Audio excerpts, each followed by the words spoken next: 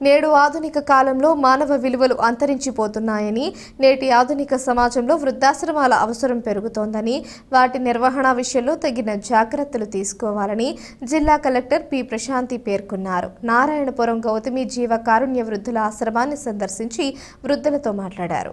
ఈ సందర్భంగా కలెక్టర్ ప్రశాంతి మాట్లాడుతూ వృద్ధాశ్రమాల్లో ఆదరణ పొందుతున్న వృద్ధులకు, చిన్నారులకు మెరుగైన సౌకర్యాలు కల్పించి వారి బాగోగులు చూడాలని నిర్వాహకులను సూచించారు.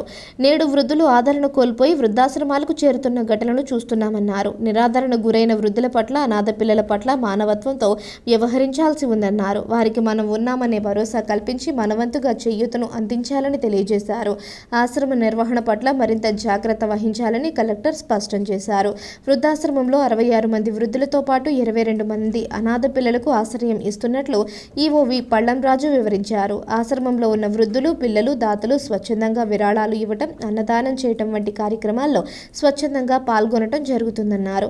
వృద్ధులకు ఉదయం అల్పాహారానికి 2,000, ఒక పూట భోజనం కోసం 4,000 రూపాయల 500 రూపాయలు, అనాథ పిల్లల అల్పాహారం కోసం 1,000 రూపాయలు, ఒక పూట భోజనం 2,500 విరాళంగా ఇస్తే వృద్ధాశ్రమ నిర్వాహకుల ద్వారా వారి పేరున ఏర్పాట్లు చేస్తారన్నారు. పిల్లలు పుట్టినరోజు పెద్దలు గుర్తుగా వివరాలు ఇస్తామని, నేరుగా ఆశ్రమ నిర్వాహకులను కలిసి వివరాలు తెలుసుకునే అవకాశం ఉందన్నారు.